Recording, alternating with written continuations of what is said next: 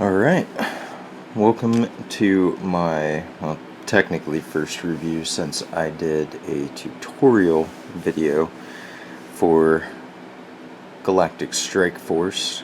So yes, hello, my name is Cody, or as known on Board Game Geek, Cubiccube, and the Argonauts. I had a couple of requests actually, which I thought was kind of strange to do games that were not extremely popular, and I guess Galactic Strike Force fell into that because people were saying that, oh, I'm glad you're doing a tutorial of a less well-known game, and I assumed that Greater Than Games, because of Sentinels of the Multiverse and how many expansions were released, I guess they're not, obviously they're not Fantasy Flight, they're not some of the other big players in the board game world. But anyway, so I figured I would go to the extreme here and do a solo print and play game that was designed by Mike Arlington. I love this game. It is a push your luck, a random die roll, but the cool thing is the mechanic. What I have done is, look here, I just took a box for my Cosmic Encounter expansion because I put everything in one of the expansions as far as the races, so I decided, what the hey, might as well use this for something. So the game here is very simple to create. It's just a stack of cards. It is some counters that will represent your crew.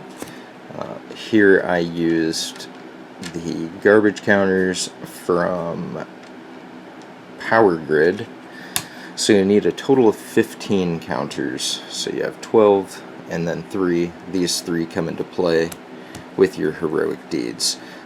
As you can see, I'm not quite finished with this game, but I guess I would say more than halfway through it, and I have done amazingly this time. So actually I've not lost at all, getting much better at it.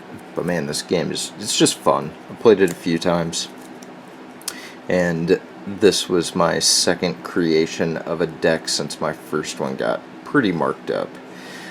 And by the way, on this, actually what I did is I printed out the cards front and back, and then I just used some regular playing cards.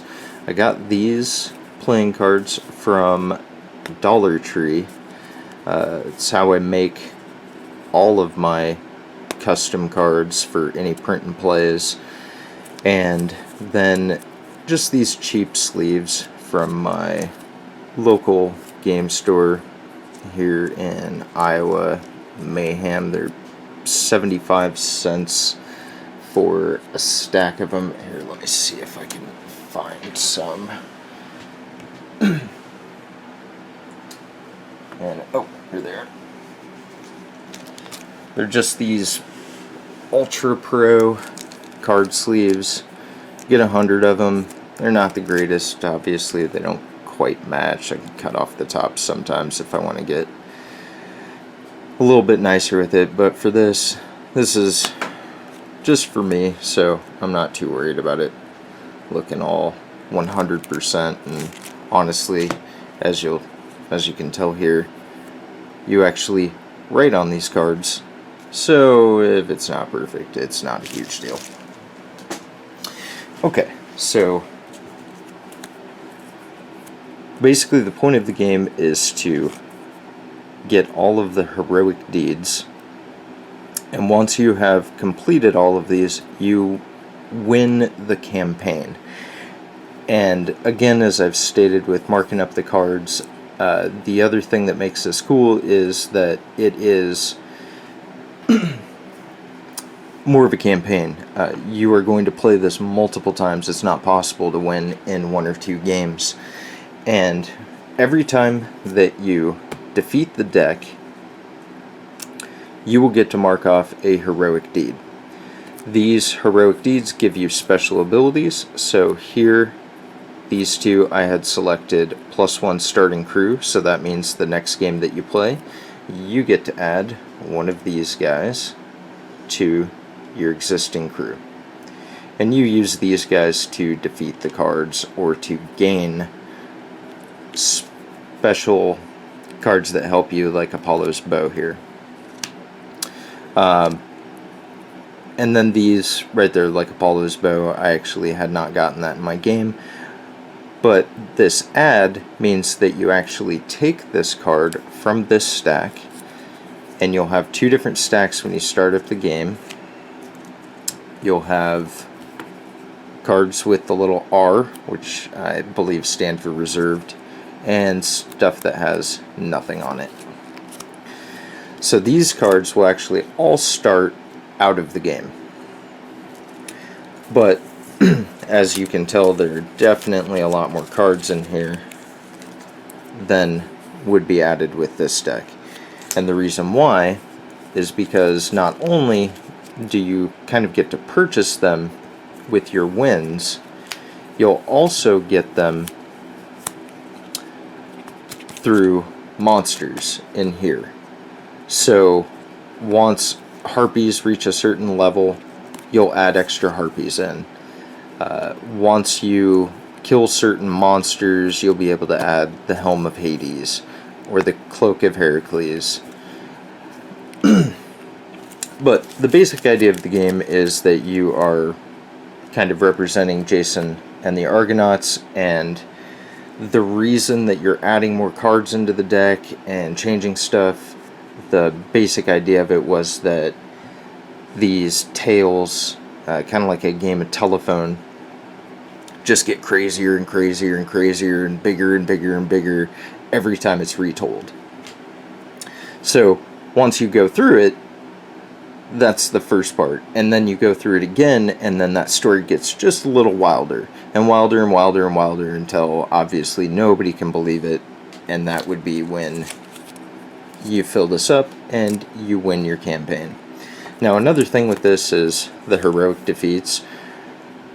You can just keep playing over and over and over and over, and you basically go by your score here. So however many defeats that you have, that is your score. So if you have 4 or 5 defeats, basically you're at the 5 points. It's golf rules, however you want to consider it. So lowest points are better in this.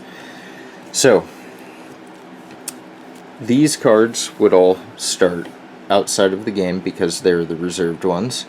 And what you would do is you take your crew here, and oh, I did forget, you need 1 6-sided die. Of course, I've got whatever. I will use this. Okay, so you need 1 6-sided die. The 15 total counters. I mean, you can use coins, you can use whatever, but I just feel a little nicer having a actual tactile big piece for the crew. And you will draw 3 cards from the top of the deck. So you would pull 3 cards like this. So on these cards, you will have a number down here. Across there, you will have little boxes for check marks, and then you will have the special ability that that card may or may not have. I do apologize, I'm in the middle of a cold right now, so if I'm coughing, it's part of the reason I did not do this review yesterday. Alright, so as I stated, you'll have a benefit card. So this the green top means that it's a bonus card for you. This cornucopia here.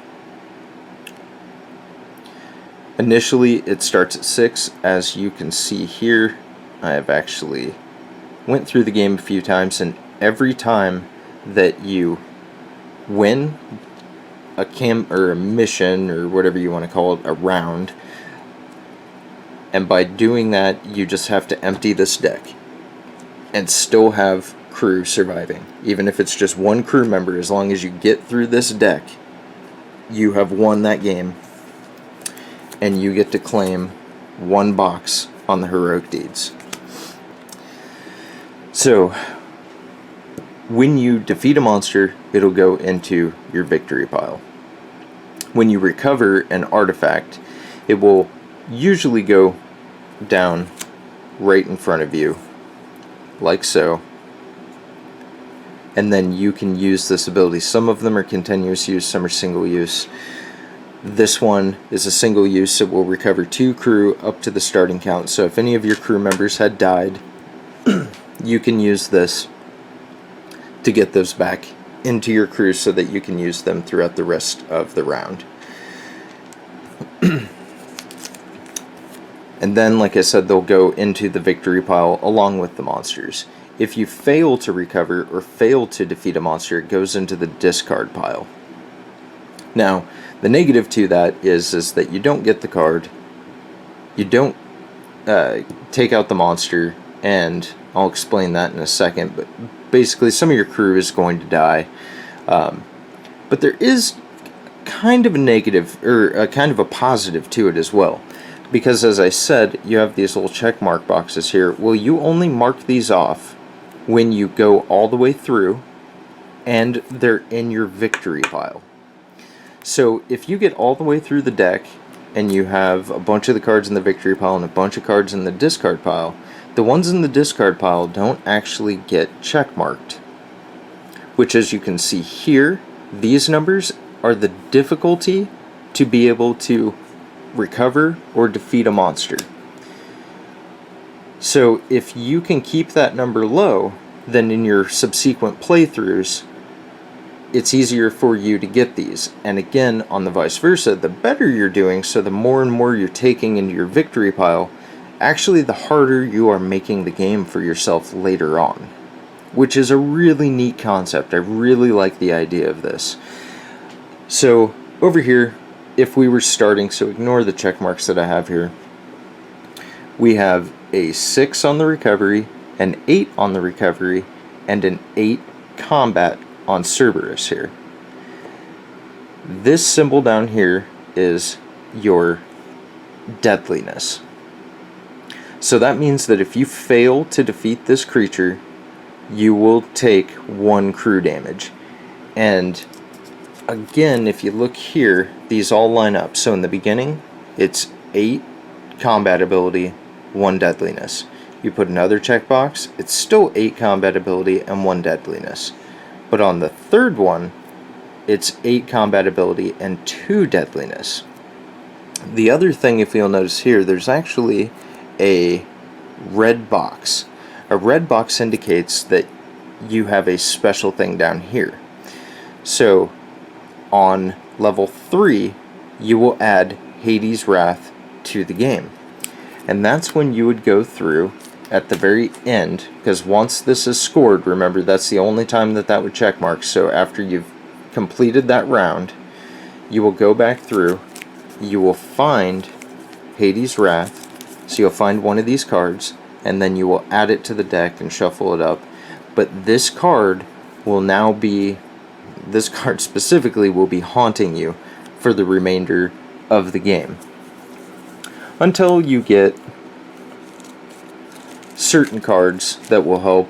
But again, on this, the first 2 times that this guy levels, you're going to add a Wrath card. And what a Wrath card does is when you put it out, you'll flip another 2 cards that you have to deal with during that turn, which can make it very, very difficult. But on the 5th one, you actually get to add a positive card to your deck, which is move a revealed monster card to the discard pile. And again, remember, on something like that, you could take that, oh, yeah, it's right there. You could take this fully leveled up Cerebus at 9 and 2, and then just discard him when he comes out, and then you throw away the Helm of Hades, and then again it will go back into your deck at the end of each game. So,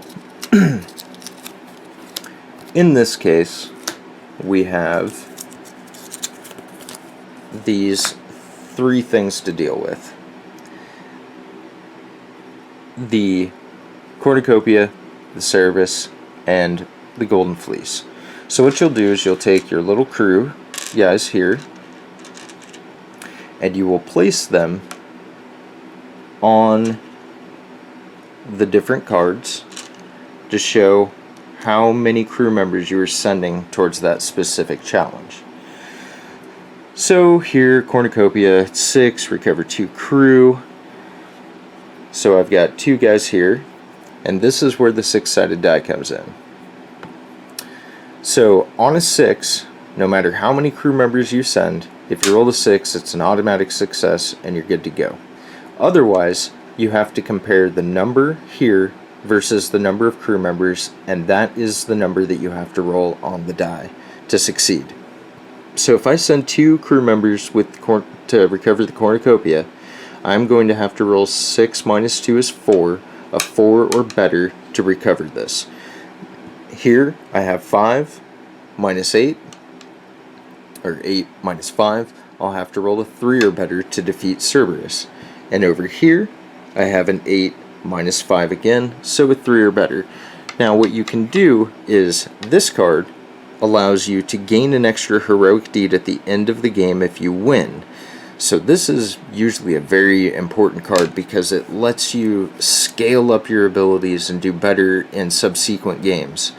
So this is usually a very important card to get.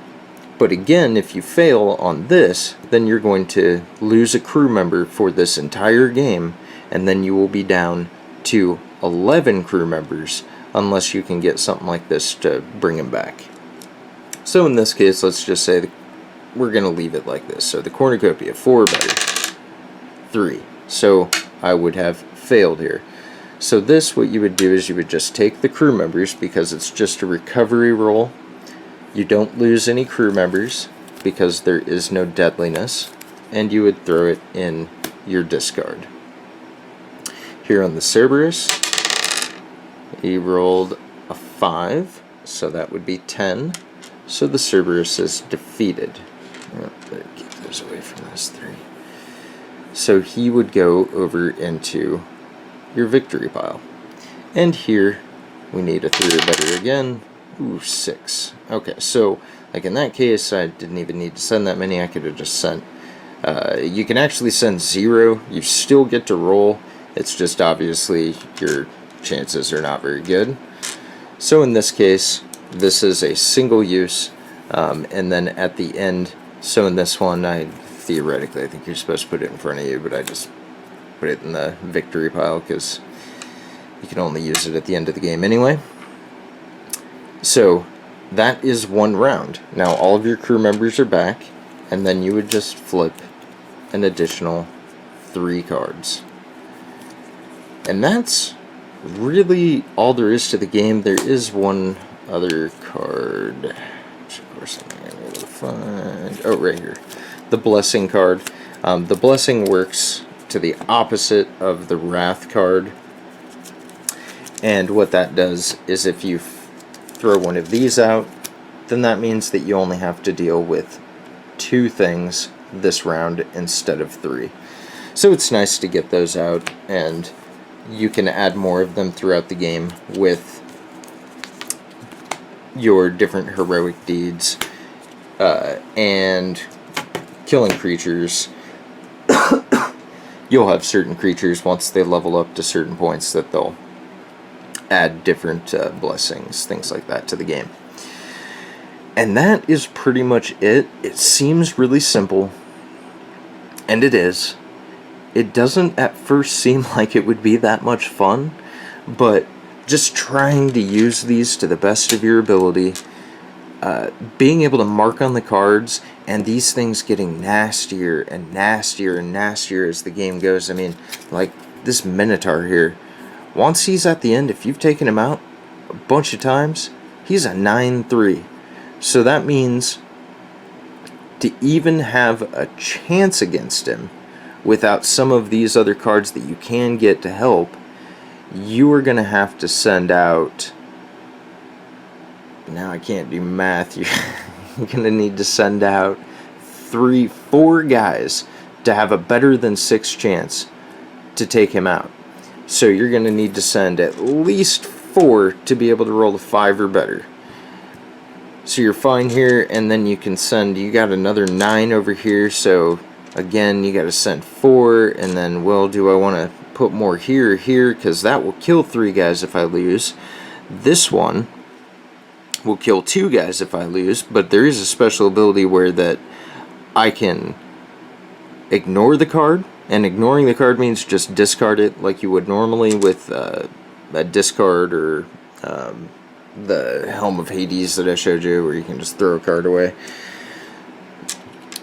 But on this one, if you ignore it, you have to roll, and if you roll a 5 or a 6 before the combat, you have to lose half of your crew, rounding up.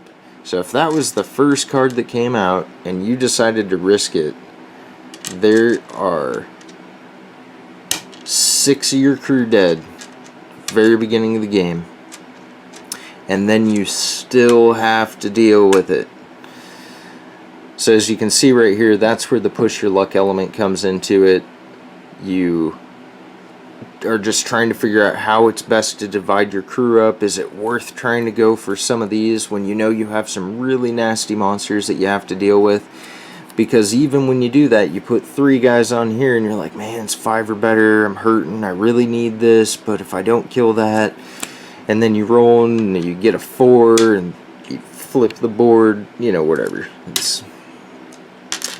But honestly, if you're looking for a quick solo game that doesn't take long to set up, is honestly a ton of fun, or even one, you know, it makes sound kind of weird, I guess, but you know, if you got some buddies that like playing games, or if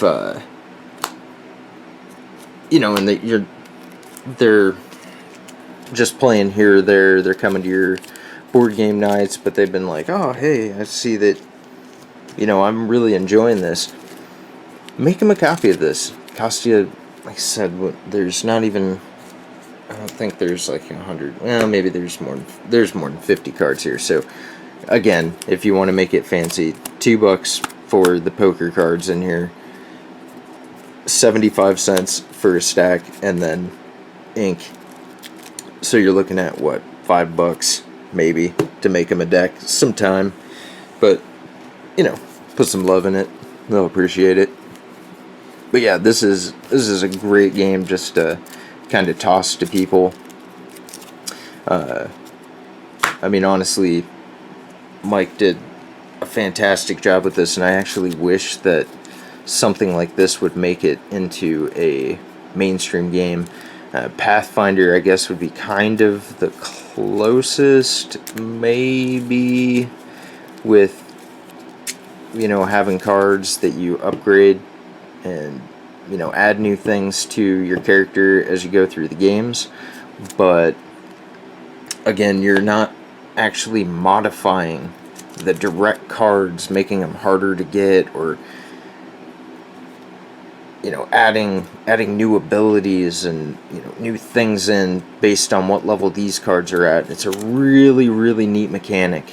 I mean, hell, even if you guys are looking at doing your own print and play or something like that, this was actually a contest entry for Board Game Geek, I believe. I got it right here. Yeah, 2013 was nominated for the best print and play board game.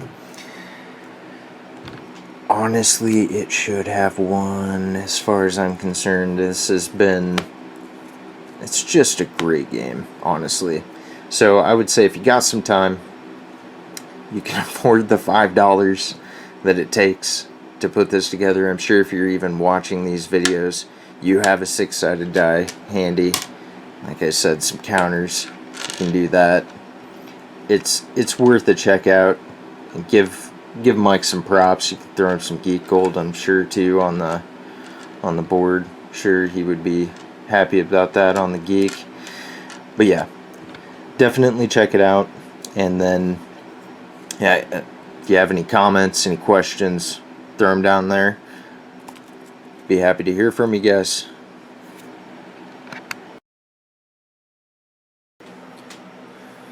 So I'm still not sure exactly how I want the layout for my reviews or tutorials to go. So this is a work in progress, obviously my second video. But basically I wanted to give a little bit towards the end of a couple of key elements to any of the games that I take a look at. So on this game, Your Name Here and the Argonauts, the first part of it is gamer funds.